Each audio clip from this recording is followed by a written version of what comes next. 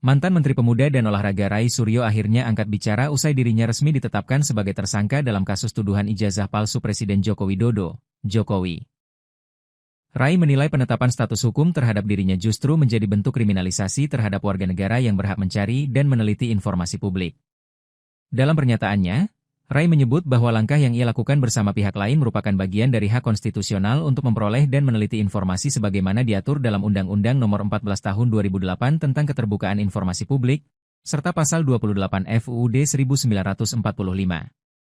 Ia juga menyoroti bahwa hingga kini belum ada perintah penahanan terhadap dirinya maupun 7 tersangka lainnya. Rai Suryo menekankan bahwa status tersangka bukan akhir dari proses hukum. Status tersangka itu masih harus kita hormati dan kita. Sikap saya apa? Senyum saja. Tersangka itu adalah salah satu proses, masih nanti ada status menjadi. Misalnya lanjut, itu baru menjadi terdakwa. Baru lanjut lagi menjadi terpidana, tuturnya. Oke, ya. Jadi saya, Rai Suryo, selaku pemerhati telematika yang memiliki hak hukum dan juga memiliki hak untuk melakukan penelitian atas keterbukaan informasi publik juga. Jadi Undang-Undang Nomor 14 Tahun 2008, penjabaran dari Undang-Undang Dasar 45 Pasal 28F dan juga hak yang diatur oleh Declaration of Human Rights ya. Jadi saya bebas untuk atau kita sebagai warga negara bebas untuk melakukan apapun keterbukaan informasi dan penelitian, apalagi untuk dokumen publik. Yang saya teliti adalah dokumen publik. Ya, jadi ini akan menjadi presiden yang sangat buruk ya.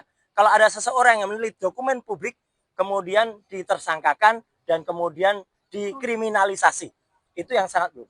Dan yang kedua adalah kami tetap menghormati semua ini. Dan salah satu kuasa hukum saya adalah juga Pak Abdul Ghafur. Ya, itu salah satu tergabung dalam tim. Ya, tim anti kriminalisasi terhadap kami semua. Dan ada 2 klaster yang saya dengar tadi sudah ditetapkan. Klaster yang pertama terdiri dari 5 orang, klaster yang kedua terdiri dari 3 orang, dan saya perlu mengaturkan selamat juga untuk rekan saya, Pak Michael, yang terbebas dari klaster itu, ya gitu. Ya, jadi artinya apa? Saya tetap menghormati penetapan tersebut. Tapi sebaiknya semua masyarakat juga menunggu dengan sabar prosesnya. Karena kalau saya tidak salah dengar tadi, memang tidak ada perintah langsung untuk dilakukan penahanan. Ya, jadi ini clear banget ya, loud and clear. Jadi kalau tiba-tiba ada orang yang aneh-aneh atau orang yang mendesak-desak, itu tentu saja sudah merupakan hal yang justru melanggar hukum. Dan poin yang paling penting apa? Status TSK itu masih harus kita hormati dan sikap saya apa? Senyum saja. TSK itu adalah salah satu proses. Ya, masih nanti ada status menjadi misalnya lanjut itu baru menjadi terdakwa. Baru lanjut lagi menjadi terpidana. Di Indonesia ada orang dengan status terpidana saja inkrah.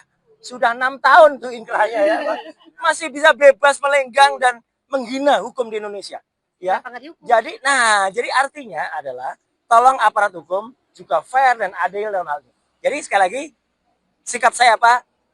Saya senyum, saya menyerahkan ke kuasa hukum, saya tetap mengajak untuk semua yang ke-7 orang lain, ke-8 orang untuk tetap tegar.